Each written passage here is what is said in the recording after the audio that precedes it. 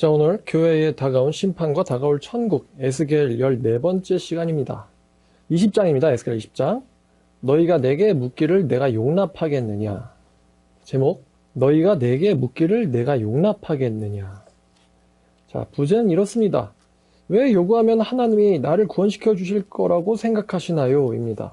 왜 요구하면 하나님이 나를 구원시켜 주실 것이라고 생각하시나요?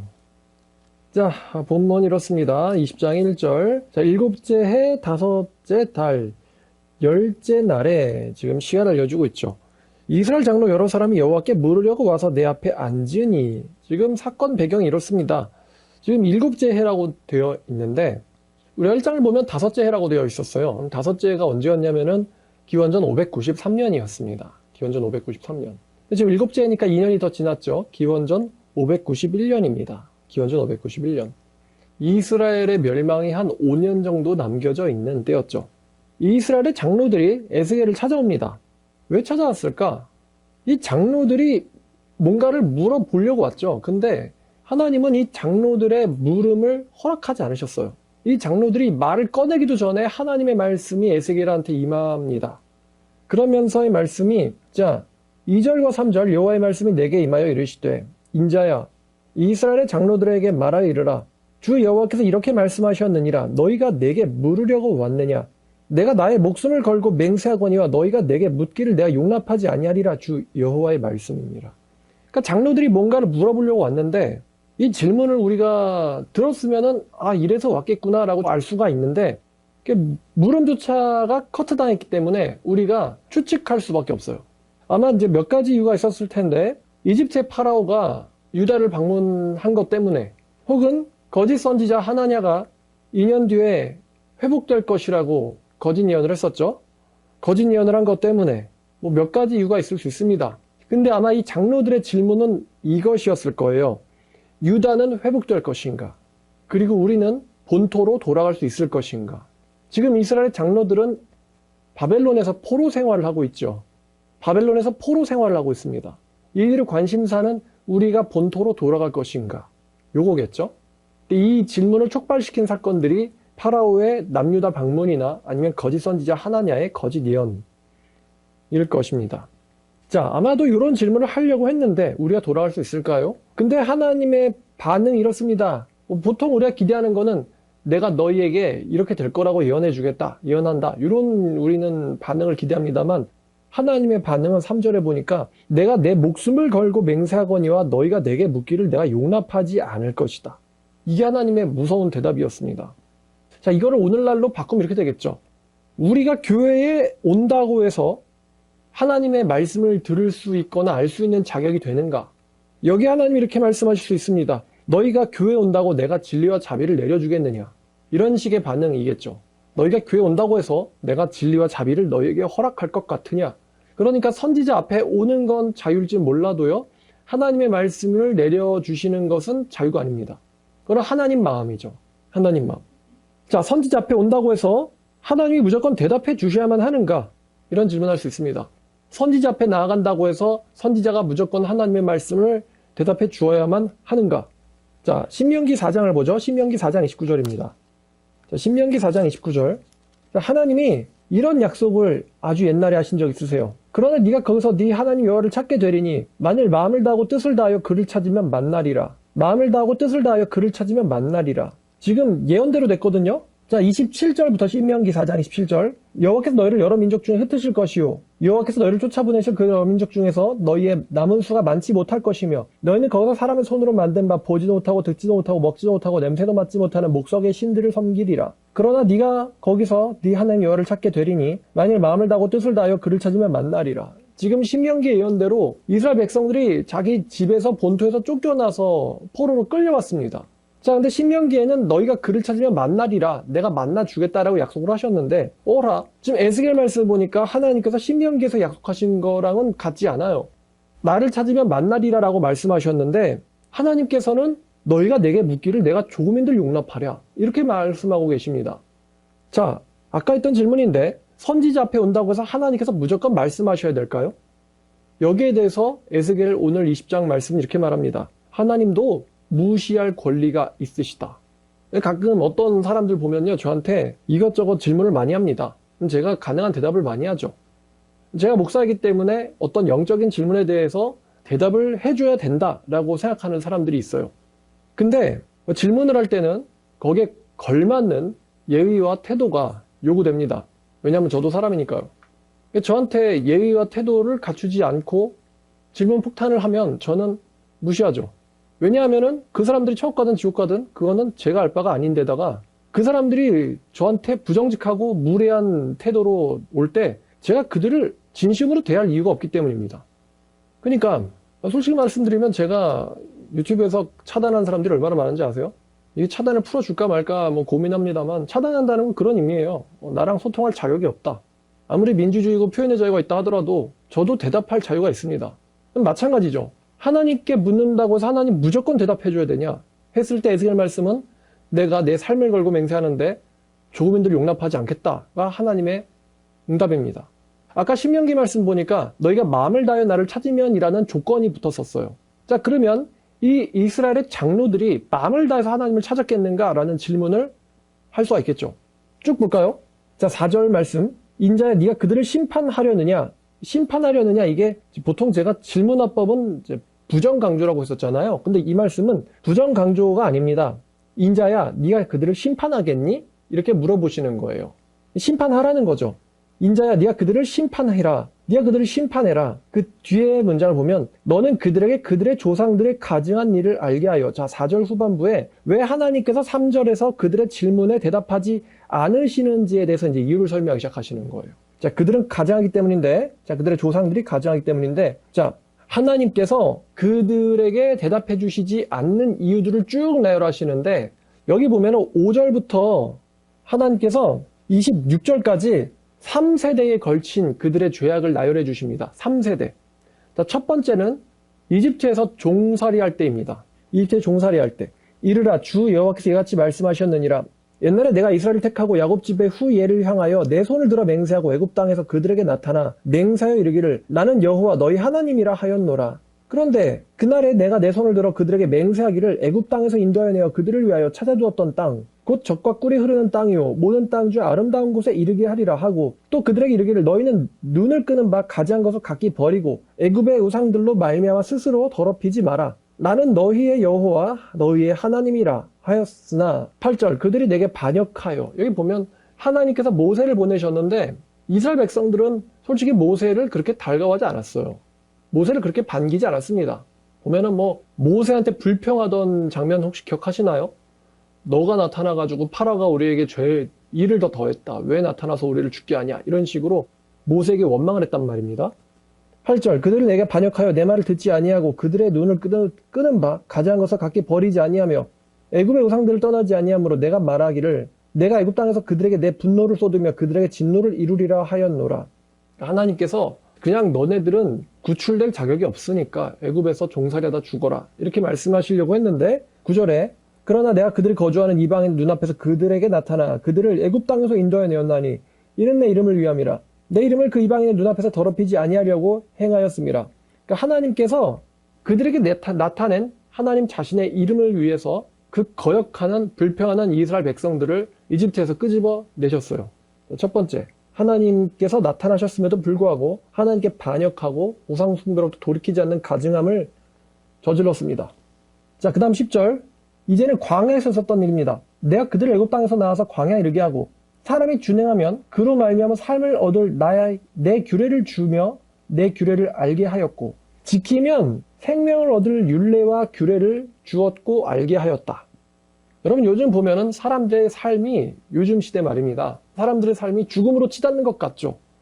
캥거루 짓 하다가 죽는 사람도 있고 또 여자 남자 쫓다가 죽는 사람도 있고 정신이 무너져가지고 자살하는 사람도 있고 정말 별별 사람들이 다 죽음으로 갑니다. 최근에 연예인이지만 마약하다 죽는 사람, 여자 잘못 만나서 죽는 사람, 정말 죽는 사람 많죠. 잘 보면 하나님의 말씀대로 산다는 거, 다른 우상으로 나를 더럽히지 않고 하나님 말씀대로 거룩하고 순결하게 사는 이 삶은 족쇄가 아니고요. 하나님 말씀대로 사는 삶은 우리를 죽음으로부터 지켜줍니다. 하나님 말씀대로 사는 건 죽음으로부터 지켜준단 말이죠. 만약에 우리가 하고 싶은 대로 살면은 뭐가 될까요? 결국 어떻게 되겠습니까? 놀고 싶은 대로 놀고, 자고 싶은 대로 자고, 하고 싶은 대로 하면 결국 인간 사이가 어떻게 될까요? 아무도 책임을 지지 않고 자기 이득과 쾌락만 쫓는 시대. 만약에 요즘 오늘 무슨 뉴스에 나왔는데 하고 싶어가지고 그냥 주차장에서 소화기로 난장판을 쳤잖아요, 10대가? 그럼 그걸 본 차주인은 그 10대를 죽이고 싶지 않을까요? 그럼 장난치고 죽이고, 그럼 결국 뭐가 될까요, 인간 사회는? 그냥 서로 다 죽겠죠? 그래서 하나님께서 내 말씀과 규례는 족쇄가 아니다. 지키면 생명을 얻는 것이다. 우상 숭배하지 말라는 건 하나님께서 뭐 나만 사랑해라. 난 질투하니까. 나는 이기적이니까. 그래서가 아니에요. 하나님을 벗어나 버리면 그 인간이 추구하는 건 죽음이기 때문이죠. 결국 하고 싶은 대로 다 살면 끝은 죽음밖에 없어요. 그래서 내가 그들에게 지키면 생명을 얻게 되는 규례를 주었다. 삶을 얻으리는데 이제 생명이죠. 생명을 얻을 규례를 주어서 그 규례를 알게 하였고, 또 내가 그들을 거룩하게 하는 여호와인 줄 알게 함으로 내 안식일을 주어 그들과 나 사이에 표징을 삼았노라. 안식일을 주었는데 이 안식일은요, 다른 이방 민족과 구별되는 유대인들의 독특한 날이죠. 안식일. 우리는 돈과 쾌락만을 추구하지 않는다. 일 속에서의 쉼. 근데 이스라엘 족속이 광야에서 내게 반역하였고, 어떻게 지금 두 번째를 보고 있어요. 이스라엘 족속들이 광야에서 내게 반역하였고, 사람이 준행하며 그로 말미암아 삶을 얻을 내 규례를 준행하지 않았고, 나의 규례를 멸시했고, 내 안식일을 크게 더럽혔으므로 내가 이르기를 내가 내 분노를 광야에서 그들에게 쏟아 멸하리라 하였으나, 하나님의 본심은 사실 그들을 멸하고 싶었어요. 광야에서. 근데 내가 내 이름을 위하여 달리 행하였나니 내가 그들을 인도하여 내는 것을 본 다른 나라들 앞에서 내 이름을 더럽히지 아니하려 하였음이로라. 그러니까 이제 이스라엘 백성들을 광야에서 다 죽여버리면 다른 민족들이 저 봐라, 여호와께서 구출할 수 있는 힘은 있어도 인도할 힘은 없었구나, 이렇게 하나님을 멸시하지 않겠는가. 그래서 하나님께서 자기 이름의 명예를 위해서 그 반역하는 백성들을 멸망시키지 않았다는 것입니다. 내가 내 손을 들어 광야에서 그들에게 맹세하기를 내가 그들의 허락한 땅 곧 젖과 꿀이 흐르는 땅이요 모든 땅의 아름다운 곳으로 그들을 인도하여 드리지 아니하리라라고 한 것은 그들이 마음으로 우상을 따라 나의 규례를 업신여기고 나의 율례를 행하지 아니하였고 나의 안식일을 더럽혔음이라. 그러나 내가 그들을 아껴서 광야에서 멸하여 아주 없이하지 아니하였노라. 자, 이게 두 번째 출애굽 때에, 그 다음에 이제 두 번째로는 광야에서 이스라엘 백성들이 하나님께 반역한 것입니다. 자, 그 다음에 세 번째, 내가 광야에서 그들의 자손에게 이르기를 너희 조상들의 율례를 따르지 마, 그 규례를 지키지 말며 그 우상들로 말미암아 스스로를 더럽히지 마라. 그러니까 너희의 아버지 할아버지의 그 신앙을 쫓지 마라. 그 엉터리 신앙, 하나님을 쫓는 것도 아니고 우상을 쫓는 것도 아니고 그렇게 이기적으로 자기 마음대로 하고 싶은 그런 신앙을 너희 자손들은 따르지 마라. 나는 너희의 여호와 하나님이라. 너희는 내 율례를 따르고 내 규례를 지켜 행하고 내 안식일을 거룩하게 할지어다. 이것이 나와 너희의 사이에 표징이 되어 내가 여호와 너희 하나님인 줄 너희가 알게 하리라 하였노라. 근데 이 세 번째 출애굽 세대의 이후의 자손에 대해서 하나님께서는 이 여호수아 세대에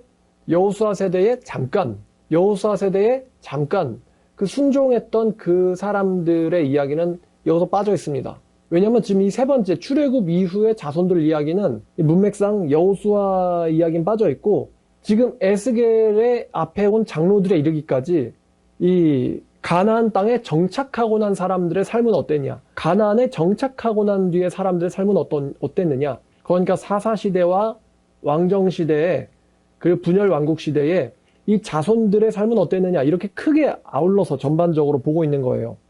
자, 그럼 그 가나안에 들어가선 이 사람들이 어떻게 했느냐? 그러나 그들의 자손이 내게 반역하여 사람이 지켜 행하면 그런 말면 삶을 얻을 나의 율례를 따르지 아니하였고 내 규례를 지켜 행하지 아니하였고 내 안식을 더럽힌지라. 이에 내가 이르기를 내가 광야에서 그들에게 내 분노를 쏟으며 그들에게 내 진노를 이루려 하였으나 내가 내 이름을 위하여 내 손을 막아, 그러니까 자기 손을 자기가 막으셨대요. 내 손을 내가 막아 달리 행하였나니 내가 그들을 인도해 내는 것을 본 여러 나라들 앞에서 내 이름을 더럽히지 아니하려 하였음이라. 또 내 손을 들어 광야에서 그들에게 맹세하기를 내가 그들을 이방인 중에 흩으며 여러 민족 가운데 해치리라 하였으나 이는 그들이 나의 규례를 행하지 아니하며 나의 율례를 멸시하여 내 안식을 더럽히고 눈으로 그들의 조상들의 우상들을 사모함이며. 지금 이 사람들이 계속해서 하나님께 반역을 하는 거예요. 계속해서 25절에 굉장히 특이한 표현이 나오는데 내가 그들에게 선하지 못한 율례와 능히 지키지 못할 규례를 주었고 하나님께서 그들에게 선하지 못한 법과 지키지 못할 규례를 주셨다. 되게 특이한 표현이거든요. 근데 이거를 원어를 다시 보면요, 지키지 못할 규례가 아니고요, 지켜도 삶을 얻지 못할 규례입니다. 아까 지키면 삶을 얻을 규례, 지키면 삶을 얻을 규례의 정반대예요. 지켜도 삶을 얻지 못할 규례. 다시 말하면 지키면 죽게 될 규례. 다시 말씀드릴게요. 지키면 죽게 될 규례. 지키면 죽게 될 규례를, 선하지 못한 규례를 내가 그들에게 주었다. 되게 특이한 표현이죠. 앞뒤 문맥을 보면 그들이 장자를 다 화제로 드리는 그 예물로 내가 그들을 더럽혔으면, 여기 보면 내가 그들을 더럽혔대요. 장자를 화제로 드린다. 여러분 성경 어디에도 사람을 불러 태워서 내게 바쳐라 이런 말 없죠. 사람을 불러 태워서 바치는 건 이방신의 관습입니다. 근데 그 관습을 통해서 나 여호와가 그들을 더럽혔다라는 표현이 나오고 있는데, 뭐야 그럼 이거? 하나님께서 삶을 얻지 못할 지키면 죽게 될 규례와 악한 규례와 악한 법과 또 그들을 더럽히는 제사, 종교를 그들에게 주셔서 그들을 더럽혔다는 것인가? 이렇게 우리가 생각할 수 있거든요. 근데 우리가 이제 이 말씀을 이해하기 위해서 로마서 1장 24, 26, 28절에 배웠죠. 자, 로마서 1장 24, 26, 28 여기에 뭐가 있었죠? 그래서 내버려 두사라는 말이 있죠. 내버려 두사.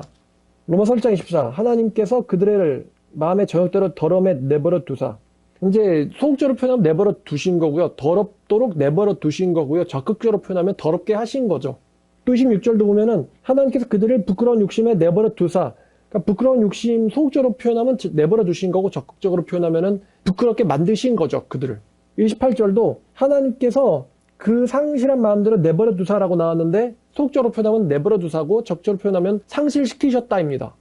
그러니까 무슨 말이냐면요. 에스겔로 돌아가서 하나님께서 그들의 우상 숭배를 막으려고 하면 얼마든지 막으실 수 있죠. 그런데 지금 문맥을 쭉 보면 이 사람들은 아무리 하나님께서 율례와 규례를 지키면 선한, 지키면 생명을 얻게 될 이 율례와 규례를 아무리 주시고, 아무리 그들과 그들의 자손들에게 너희의 선조의 악습을 따라가지 마라. 어떻게 보면 그들의 이제 종교심이죠. 너희의 선조의 종교심을 따라가지 마라. 그 종교심은 폐역하고 부패했으며 이방 우상들을 섬기는 것이고 나를 기쁘게 하는 게 아니다.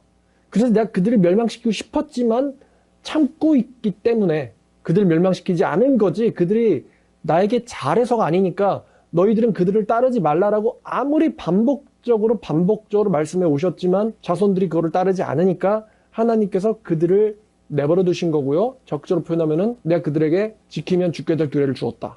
달리 말하면 막지 않았다는 거예요. 그들이 악하게 사는 거, 그들이 죽음으로 달려가는 삶, 그들의 죽음으로 달려가는 삶을 그들이 뭐 하나님 이런 말 한 적 없잖아요. 니네 자식들을 바쳐라, 죽여가지고 화재로 태워라 이런 거 한 적 없거든요. 그렇게 엉터리 종교 생활을 하든지 말든지 하나님께서 내버려 뒀다는 거예요.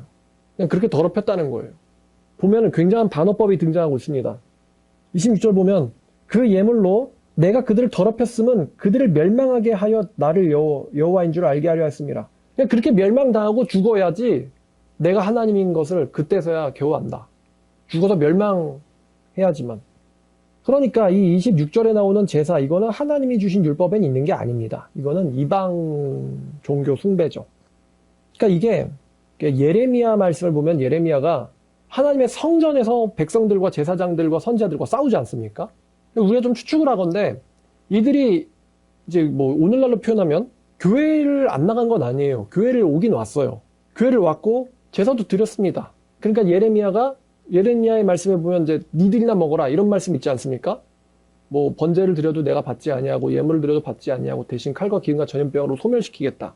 그렇다는 건 걔네들이 예물을 드렸다는 거거든요, 하나님께. 근데 지금 하나님이 지적하는 거는 그들의 종교 생활의 그 형태가 아니에요. 종교 생활의 형태가 아니라 그들의 본질입니다.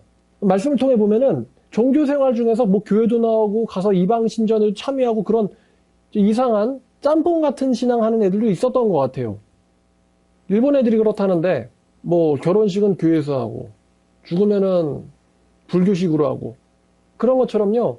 교회도 다니고 이방 종교도 따르고요. 마음은 다른 우상을 쫓아가고 있고 그런 종교심, 그런 엉터리 종교를 따라가지 마라 라고 하나님께서 말씀하시는 거예요. 그럼 오늘날에 보면은 정말 이렇게 웃기지도 않는 예배들이 많이 있단 말입니다. 예를 들어서 뭐 순복음 스타일의 방언 예배라든가 랄라샤샤샤 아니면 또 많은 대형교회에서 그렇게들 하고 있죠. 뭐 노래하고 춤추고 날뛰는 거, 뭐 무슨 앉아서는 먹고 마시며 일어서선 뛰논다. 뭐 그런 말씀처럼 성경이나 하나님의 마음을 아는 데는 관심도 없는데 노래 틀어놓고 찬양팀 불러놓고는 날뛰는 거 있어요. 그러면 그런 예배랑 여기에 있는 에스겔 20장이랑 대입해보면은 하나님께서 그들을 그냥 그렇게 내버려 두시고 그렇게 더럽히신 거죠. 하나님이 그런 옳지 못한 종교 활동을 내버려 두신 데다가 그렇게 더럽히시고 죽게 하셨다. 에스겔 말씀을 적극적으로 인용하면 그렇습니다. 자, 27절.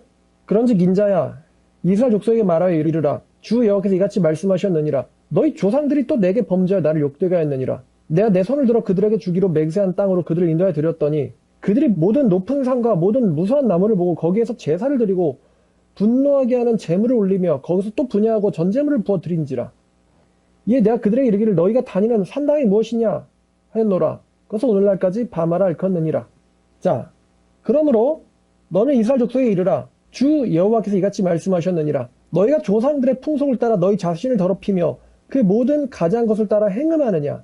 너희가 또 너희 아들을 화제로 삼아 불 가운데 지나게 하며 오늘까지 너희 자신을 우상들로 말미암아 더럽히느냐. 자, 이 31절 중반까지 이게 에스겔로 물어온 장로들에 대한 하나님의 평가예요. 하나님 에스겔한테 너 이들을 심판하려느냐 심판하려느냐 하면서 이들의 죄명을 쫙 불러주셨어요. 출애굽 때 탈출하고 나서 가나안 땅에 들어가고 나서 이렇게 3세대에 걸쳐가지고 이들의 죄악을 쫙 늘어놓으셨어요. 자, 이렇게 살아놓고서 너희가 내게 묻기를 내가 용납하느냐, 그러니까 양심이 있냐 이런 거예요. 이렇게 살아놓고도 나에게 뭐 미래를 물어보려고 와? 지금 양심은 있냐? 이런 말을 지금 하나님께서 하시는 겁니다. 그러면 이제 질문이 있는데 에스겔을 찾아온 이스라엘의 장로들은 신실했을까요? 아니면 가식이 있었을까요? 가식이었을까요? 신실했을까요? 자, 아까 신명기 4장 29절에서 하나님께서 너희가 마음을 다하여 나를 찾으면 내가 만날 것이라고 얘기했습니다. 하나님께서 왜 이 이스라엘 장로들한테 너희가 내게 묻기를 조금인들 내가 용납하랴? 그러니까 용납하지 않겠다라고 말씀하신 그 이유가 뭘까요? 가식이라서예요. 겉으로는 에스겔 선지자님 우리에게 말씀을 좀, 겉으로는 에스겔을 선지자 취급했을지 모르죠. 그러나 이스라엘 장로들 그 마음속에는 하나님만 있지 않았다는 거예요. 심지어 벌을 받고 심판을 받고 있는 와중에도 말입니다. 묻기를 조금 더 허락하지 않겠다. 31절에 너희가 내게 묻기를 조금인들 내가 용납하겠느냐. 주 여호와의 말씀이니라. 내가 내 삶을 두고 맹세하노니 너희가 내게 묻기를 내가 용납하지 아니하리라. 야, 이제 하나님의 이 말씀이에요. 질문조차 허락하지 않는다. 자, 너희가 스스로 이르기를 우리가 이방인 곧 여러 나라 족속같이 되어서 목석을 경배하리라 하거니와, 이들의 본심은 이겁니다. 우리가 이제 여러 나라 족속처럼 다른 신들을 섬겨볼 거야. 어차피 망한 인생, 끌려와서 포로가 된 인생, 다른 우상들 섬길 거야 라고 하는데 하나님의 말씀이 너희가 그렇게 할 수 없을 것이다. 너희 마음에 품은 것을 결코 이루지 못하리라. 왜? 33절 주 여호와의 말씀이니라. 내가 나의 삶을 두고 맹세하노니 내가 능한 손과 편 팔로 분노를 쏟아 너희를 반드시 다스릴지라. 그러니까 너희들이 이방으로 끌려와서 우상 숭배조차도 못하게 될 것은 내가 반드시 너희를 심판할 것이기 때문이다. 주 여호와의 말씀이니라.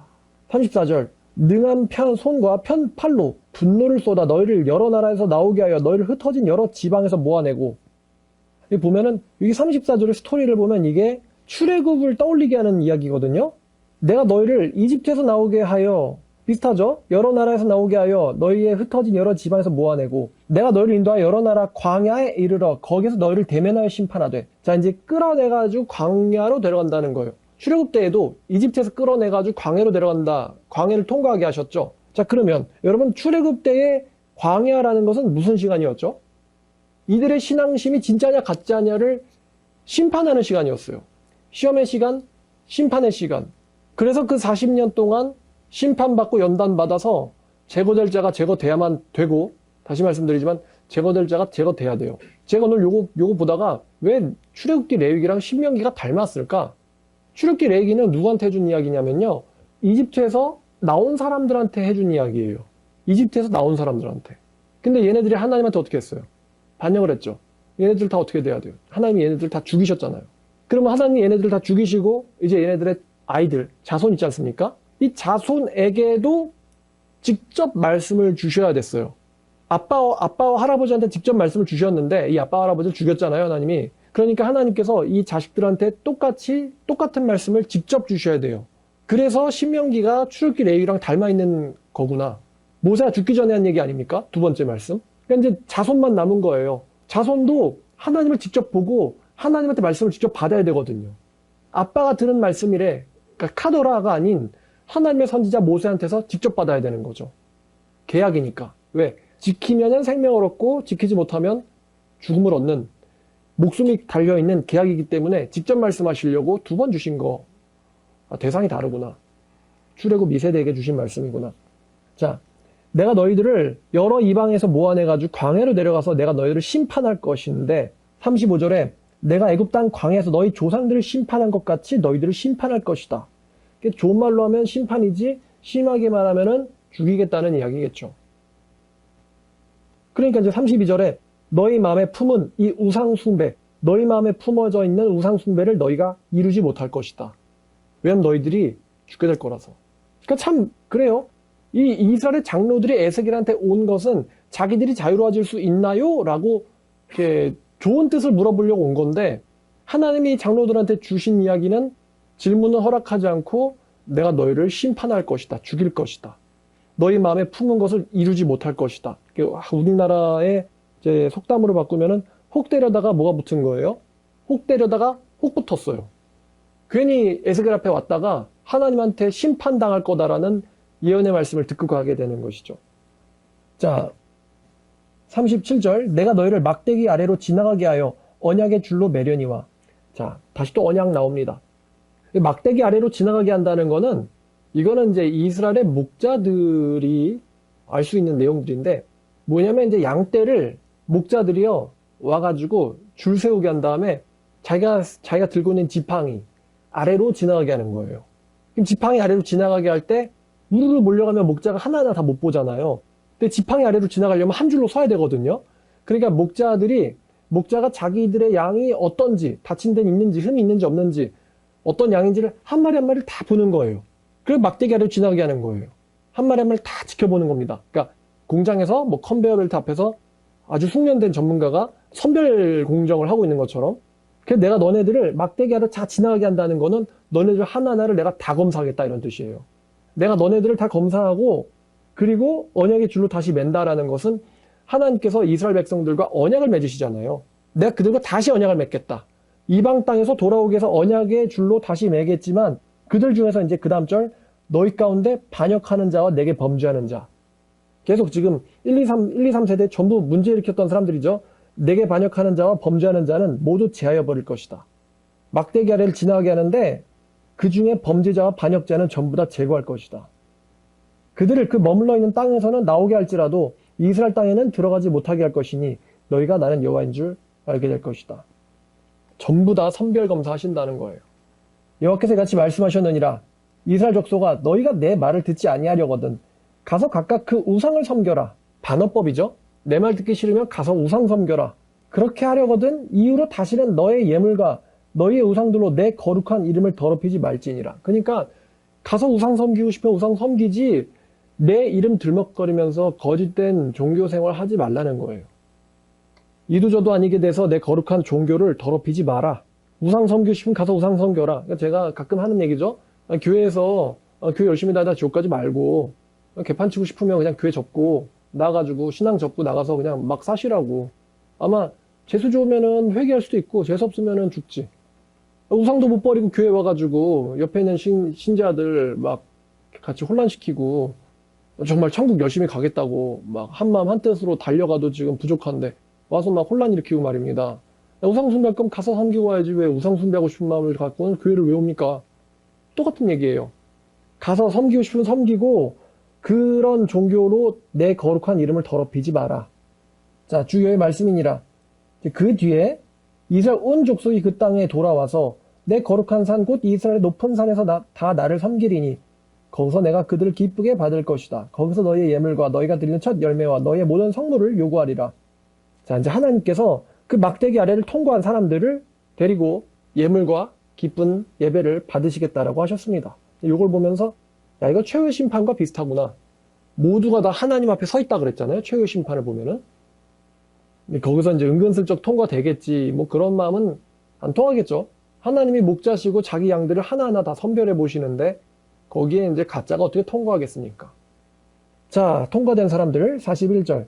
내가 너희를 인도하여 여러 나라 가운데서 나오게 하고 너희가 흩어진 여러 민족 가운데서 모아낼 때에 내가 너희를 향기로 받고 내가 또 너희로 말미암아 내 거룩함을 여러 나라 가운데 목전에서 나타낼 것이며 내가 내 손을 들어 너희 조상들에게 주기로 맹세한 땅 곧 이스라엘 땅으로 너희를 인도하여 드릴 때에 너희는 내가 여호와인 줄 알고 거기서 너희의 길과 스스로 더럽힌 모든 행위를 기억하고 이미 행한 모든 악으로 말미암아 스스로를 미워하리라. 이제 여기 43절을 보면은 이게 자기 혐오가 나오죠. 회개에는 자기 혐오가 들어 있습니다. 내가 이렇게 끔찍했었다니. 너희의 길과 스스로 더럽힌 모든 행위, 너희의 길과 스스로 더럽힌 모든 행위, 우리의 삶의 방식, 우리의 행위들, 나를 더럽힌 이거를 기억하고 이미 저지른 악 때문에 자신들을 미워할 것이다. 회개에는 자기 혐오가 들어갑니다. 회개 정말 중요한 요소는 자기의 행위와 자기의 길의 죄악됨을 깨닫는 것이죠. 추악하다. 내가 정말 추악했었구나. 44절. 이스라엘 족속아 내가 너희 악한 길과 더러운 행위대로 하지 아니하고 내 이름을 위하여 행한 후에야 내가 여호와인 줄 너희가 알리라. 주 여호와의 말씀이니라. 자, 44절을 보면은 하나님께서 남은 자들을 구원하시는 이유가 나오는데 그들의 행위 때문이 아니라 그들의 의로움 때문이 아니라 하나님의 첫 번째는 하나님의 명예 때문에 여러 민족 가운데서 나타낸 나의 거룩한 이름 하나님의 명예 때문에 그 다음에 두 번째는요 하나님이 그들과 나눴던 언약 때문입니다. 약속 때문에 약속 때문에 용서받지 못할 사람을 용서한다. 아마 이제 부모라든가 뭐 아내라든가 남편이라든가 좀 아마 이해가 되시겠죠? 키우고 싶지 않은 자식이 있을 수 있잖아요. 부모도 사람인데. 근데 부모가 아이를 낳았을 때 아이를 보면서 어떤 다짐을 하지 않았겠습니까? 그 에스겔에도 나오지만 손짓발짓하는 그 아이를 보면서 내가 얘를 지켜줘야지, 행복하게 해줘야지, 내가 얘 아빠가 돼줘야겠다라고 이 아이와 부모가 스스로 나눈 언약이 있지 않습니까? 그 언약 때문에 아이가 이제 부모를 거역하고 개같이 돼도 부모가 아이를 버리지 않죠. 아이가 이뻐서가 아니에요. 아이와 나눴던 언약 때문이죠. 결혼할 때 결혼 서약을 하잖아요. 결혼 서약을 할 때 이제 예를 들어 이제 아내가 마음에 안 들 때가 있을 수 있겠죠. 싫을 때가 있을 수도 있겠고요. 근데 싫다고 다 이혼해버리면 우리나라에 유지되는 가정은 하나도 없겠죠. 싫어도 결혼할 때 내가 아내에게 또 내가 스스로에게 했던 약속이 있지 않겠습니까? 이 사람을 내가 지켜주겠다. 그 약속 때문에 상대가 마음에 안 들어도 언약 관계를 가져가는 거죠. 그러니까 혼인 관계도 유지되는 걸 거고요. 하나님께서 이들을 구원해 주신 이유는 이들이 잘나서가 이들에게 어떤 구원해 줄 만한 가치가 있기 때문이 아니고 하나님 자신의 명예와 하나님이 그들과 했었던 약속 때문입니다. 바울이 이런 말 하죠. 제가 좋아하는 구절인데 디도서 3장 5절입니다. 아마 바울이 이런 구절을 만들어낸 데는 이 에스겔 말씀의 영향이 엄청 크지 않을까요? 자, 디도서 3장 5절. 우리를 구원하시되 우리가 행한 바 의로운 행위로 말미암지 아니시고 오직 그의 긍휼하심을 따라 중생의 씻음과 성령의 새롭게 하심으로 하셨나니. 사도 바울은 우리가 받은 구원이 우리의 의로운 행위 때문이 아니다 라고 말합니다. 하나님의 긍휼하심에 따라 라고 말합니다. 불쌍히 여기시는 하나님에 의해서 우리를 그가 새롭게 해주셨다 라는 것이죠. 무슨 우리가 의로운 행위가 어디 있겠습니까? 다 이방인의 우상 숭배자들이고 바울은 하나님 나타나기 전에는 그냥 죄 짓고 다녔잖아요. 자기 이로운 삶 때문에 무슨 구원을 받겠어요. 그래서 제가 한 번 구원이 원한 구원이 아니라 착하게 살아야 된다 이렇게 말하는 애들 있잖아요. 착하게 살아서 구원받는다는 건데 자기의 의가 무슨 하나님께 자랑할 게 되겠습니까? 자, 44절까지 봤고요. 비유 하나 더 나옵니다. 45절. 여호와의 말씀이 또 내게 임하여 이르시되 인자야 너는 얼굴을 남으로 향하라. 남으로 향하여 소리내어 남쪽의 숲을 쳐서 예언하라. 지금 또 괴이한 행동을 시키십니다. 남쪽을 향하여 소리를 내서 남쪽 숲을 치며 예언하라 라고 합니다. 아마 에스겔이 남쪽에는 나무를 쳤든 남쪽에 어떤 숲을 그려놓고 쳤든 어떤 괴이한 행동을 했겠죠. 자, 남쪽의 숲이 뭘까요? 예루살렘의 백성들한테 북쪽에서 무서운 군대가 온다라는 표현을 쓰지 않습니까? 북쪽에서 심판이 온다. 북쪽으로 끌려간다. 그럼 지금 에스겔은 끌려간 사람이잖아요. 끌려간 사람 입장에서 남쪽은 예루살렘이죠. 그래서 남쪽의 숲은요, 예루살렘을 가리킵니다. 예루살렘의 집들을 가리켜요. 예루살렘의 집들. 자, 하나님께서 방화를 하세요. 방화. 남쪽의 숲에게 이르기를 여호와의 말씀을 들을지어다. 주 여호와께서 이같이 말씀하셨느니라. 내가 너희 가운데 불을 일으켜 모든 푸른 나무와 모든 마른 나무를 없애리니 맹렬한 불꽃이 꺼지지 아니하고 남에서 북에까지 모든 얼굴이 그슬릴지라. 혈기 있는 모든 자는 나 여호와가 그 불을 일으킨 줄 알리니 그것이 꺼지지 아니하리라 하셨다 하라 하시기로. 전부 다 불살라진다라는 남쪽 숲에 대한 예언인데, 요게 이제 생생하게 생생하게 성취되는 거 그거죠. 온 예루살렘의 집이 불탈 것이다. 온 예루살렘의 집이 불탈 것이다. 지금 에스겔은 남쪽 숲을 이제 빗대가지고 예루살렘 도시가 활활 타는 장면을 묘사하고 있습니다. 자, 그 다음 절. 근데 이제 사람들의 이 에스겔의 말씀을 들은 사람들의 반응이 이렇습니다. 지금 보면은 에스겔을 찾아왔던 장로들이 어떤 말을 하고 돌아갔는지 나오지 않습니다. 그리고 이 남쪽 숲의 비유를 하고 나서 어떤 반응을 사람들이 했는지, 자, 49절을 보니까 내가 이르되 주 여호와여 그들이 나를 가리켜 말하기를 그는 비유로 말하는 자가 아니냐 하나이다 하니라. 49절 말씀은 이제 그는 비유로 말하는 자가 아니냐, 이게요, 에스겔은 비유를 드는 사람이야, 이런 뜻이 아니에요. 더 경멸적인 표현입니다. 야, 에스겔이 하는 말은 도통 알아들을 수가 없어. 저 사람은 비유로 짓거리는 자 아니야, 이런 말이에요. 그러니까 에스겔의 말을 그냥 정말 모르겠네, 이런 게 아니라요, 에스겔 도통 알 수가 없네, 뭐라고 짓거리는 거야, 이렇게 사람들이 에스겔에 대해서 평가했습니다. 에스겔의 말씀에 대하여 뭐 회개한다라든가 두렵다라든가 뭐 돌이키겠다라든가 이런 반응이 아니라요, 도통 알 수가 없네, 뭐라고 짓거리는 거야, 이렇게 사람들은 반응했어요, 에스겔의 말에. 자, 그러면 여러분들의 질문할게요. 하나님의 심판 예언에 대해서 도대체 뭐라고 짓거리는 거냐라고 반응하는 사람들이 어떻게 될까요? 용서받을까 죽을까? 죽겠죠. 그게 이제 21장 내용인데, 자, 오늘 20장까지 할게요. 자, 적용하면 이렇습니다. 이스라엘 장로들, 노인이죠. 이스라엘 장로들이 뭔가를 알고 싶어서 선지자에게로 찾아왔습니다. 근데 그들이 입을 떼기도 전에 하나님의 대답이 나왔는데 내게 묻기를 절대로 용납하지 않겠다는 것이었고, 오히려 반드시 너희를 제거하고 심판하겠다는 이야기였어요. 그러니까 이제 혹대라도 혹 붙였다, 그렇게 표현한 거죠. 자, 그럼 이거를 우리한테 적용하면 이래요. 우리는 하나님이 우리에게 무조건 베푸실 거라고 생각을 합니다. 베푸시는 분이라고. 왜냐면 그렇게 들었잖아요. 뭐 사랑의 하나님, 자비의 하나님, 뭐 참 좋으신 하나님, 이렇게 배웠잖아요. 근데 현실적으로요, 실제로 많은 사람들이 회개하지 않고 있죠. 참 이게 애매모호합니다. 회개하지 않는 건지 회개하지 못하는 건지 애매하거든요. 근데 회개하지 않는다라고 했을 때 그 않는다면은 그 이유가 뭐냐면 하나님이 나에게 자비를 베푸실 거라고. 그러니까 나는 언젠간 하나님한테 자비를 받을 자야 라고 생각하고 있기 때문이거든요. 전 이거를 이제 착각이라고 생각합니다. 나는 하나님한테 언젠간 자비받고 쓰임받을 자라고 사람들이 본인 스스로 그렇게 생각하고 있다는 거예요. 그러니까 회개하지 않지, 현재. 자기가 다 특별하다고 생각하다는 거예요. 특별하다고. 웃기죠? 나는 특별한 사람이야, 하나님한테. 근데 실제로 말입니다. 전 세계에서 하루에 죽는 사람이 약 15만 명 정도입니다. 심각할 땐 30만 명이었는데 지금은 다시 보니까 15만 명 정도가 매일 죽더라고요. 대한민국에서 하루에 1000명에서 1100명 정도가 매일 죽습니다. 매일. 그러니까 오늘도 1000명이 죽은 거예요. 대한민국에서만. 그럼 이 죽는 사람들 대다수가 하나님을 만나고 죽나요? 못 만나고 죽죠. 이 하나님의 예언, 하나님의 말씀을 깨닫고 죽습니까? 대부분은 말씀 근처에도 못 가고 죽습니다. 라는 걸 생각해 보면은 내가 하나님을 마지막에는 만나게 될 거다라는 것은 착각할 가능성이 매우 높습니다. 그렇잖아요? 오늘 1000명이나 하나님 못 만나고 죽었는데 나만큼은 예외일 거라고 생각하는 게 이상하잖아요. 그 1000명도 아마 자기 자신은 하나님한테 특별하다. 아마 제 생각엔요, 리처드 도킨스 같은 무신론자도 자기가 하나님한테 언젠가 자비를 받을 거라고 생각하고 있을 것 같아요. 심지어 하나님한테 야, 이스라엘에 신 있다며 나와봐라, 이렇게 얘기하는 시험방진 녀석도 사실 하나님이 나를 불쌍하게 여겨주겠지 라고 생각하고 있으니까 그렇게 입을 놀릴 거라고 저는 생각하거든요. 자, 그러면 우리가 구원을 부르짖으면 하나님이 무조건 구원을 해주셔야 되는가? 우리가 진리를 구하면 하나님은 무조건 우리에게 진리를 가르쳐 주셔야 하는가? 여기는 대답이 하나님께서는 자기의 목숨을 걸고 말씀하시기를 싫다입니다.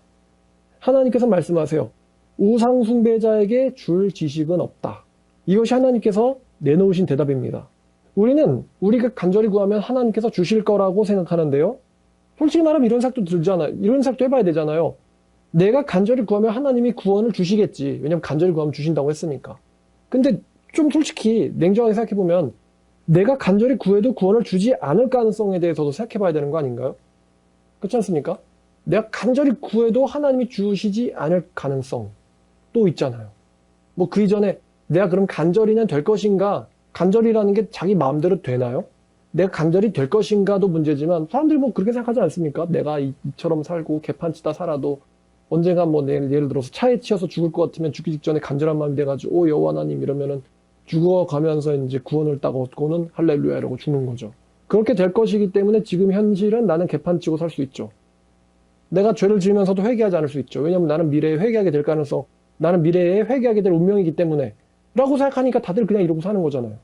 근데 내가 간절히 될지도 미지수지만 간절히 된다고 했을 때 하나님이 나를 무시할 가능성도 있잖아요. 지금 이스라엘 노인들이 왔어요. 노인들, 생명이 얼마 남지 않은 사람들이 왔단 말이에요. 이 사람들이 용기 내서 에스겔한테 왔는데 하나님의 대답은 너에겐 아무 말도 하고 싶지 않다예요. 너희를 죽이겠다예요. 아마 이스라엘 장로들이 그 말을 듣고 회개한 것 같지는 않습니다. 왜냐하면 이어서 쭉 나오는 하나님의 말씀이 무서운 말씀만 계속 나오기 때문이죠. 내가 너를 찾아가 줬는데 나한테 뭐라고? 이런 마음이었던 것 같아요. 에스겔의 장로들은. 자, 마지막 한마디. 하나님은 자비를 늘 베푸시는, 늘 들어주시는 하나님이라고만 생각하는 이유가 무엇입니까? 여기 대해서 에스겔 20장 3절 말씀. 인자야 이스라엘 장로들에게 말하 이르라. 주 여호와께서 이렇게 말씀하셨느니라. 너희가 내게 물으려고 왔느냐? 내가 나의 목숨을 걸고 맹세하거니와 너희가 내게 묻기를 내가 용납하지 아니하리라. 주 여호와의 말씀이니라. 노인이 묻는데 이렇게 대답하세요. 31절부터 33절까지 너희가 또 너희 아들을 화재로 삼아 불 가운데로 지나게 하며 오늘까지 너희 자신을 우상들로 말미암아 더럽히느냐? 이스라엘 족속아 너희가 내게 묻기를 내가 용납하겠느냐? 주 여호와의 말씀이니라. 내가 나의 삶을 두고 맹세하노니 너희가 내게 묻기를 내가 용납하지 아니하리라. 너희가 스스로 이르기를 우리가 이방인 곧 여호와라 족속같이 되어서 목석을 경배하리라 하거니와 너희의 마음에 품은 것을 결코 이루지 못하리라. 주 여호와의 말씀이니라. 내가 나의 삶을 두고 맹세하노니 내가 능한 손과 편 팔로 분노를 쏟아 너희를 반드시 다스릴지라. 오늘 에스겔 20장 말씀 제목이 너희가 내게 묻기를 내가 용납하겠느냐? 왜 요구하면 하나님이 나를 구원시켜 주실 거라고 생각하나요? 라는 제목으로 여러분들과 에스겔 20장을 나눠보았습니다. 지금 시점이 남유다가 멸망하기 겨우 5년 남았습니다. 5년 뒤면 이제 저 나라는 불바다가 돼요. 불바다. 정말 문자 그대로 불바다가 됩니다. 고관들 싹 죽게 되고요. 싹 죽게 되고요. 용사들, 지혜자들, 관원들 싹 죽게 되고요. 왕들도 다 잡혀가서 죽게 됩니다. 예루살렘 성은 완전히 불타게 되죠. 성벽 다 허물어지게 됩니다. 이 사건이 지금 5년 남은 시점에 하나님께서 에스겔을 통하여 장로들에게 이렇게 말씀을 주시고 계신 거예요. 우리에게 심판이 혹은 구원이 얼마나 남았는지는 모르겠지만 성경으로 참 우리가 이루어진 사건을 보고 성경을 공부하면 참 묘하잖아요. 5년 뒤면 다 죽는데 다 죽기 직전에 사람들한테 하나님은 뭔가 예언을 해주십니다. 그들에겐 예언이죠. 우리는 다 그냥 이루어진 다음을 보고 있지만 말입니다. 근데 그때 그들의 반응은 돌이키지 않는다. 죽을 때 그들의 반응도 돌이키지 않는다예요. 근데 이거를 이제 나한테 대입한단 말이죠. 우리한테 대입하게 됩니다. 그럼 우리의 이제 천국행위 혹은 우리의 지옥행위 얼마나 남았는지 우리는 모릅니다. 근데 성경처럼 기록하면은 할 수는 있겠죠. 몇 년 뒤에 이렇게 되었더라. 그럼 하나님이 나의 이 하나님을 찾는 것을 과연 어떻게 보아주실지 내게 묻기를 조금이들 용납하랴 이렇게 말씀하고 계실 수도 있다는 거 오늘 말씀을 통해서 좀 두려워했으면 좋겠어요. 기도하겠습니다. 하나님 감사합니다. 오늘 에스겔 20장을 통해서 조그만 지식조차도 주지 않으시는 하나님을 보시며 하나님을 보며 정말 하나님을 만나고 싶으면 그에 걸맞는 마음을 찾아야 되는구나 라는 생각을 하게 됩니다. 주님, 우리의 속 마음까지 모든 것을 꿰뚫어 보시는 하나님 아버지, 우리가 진실되게 하시고 하나님을 만날 만한 정말 가치가 있는가? 우리 자신을 되돌아보게 해주시옵소서. 예수님의 이름으로 기도드렸습니다.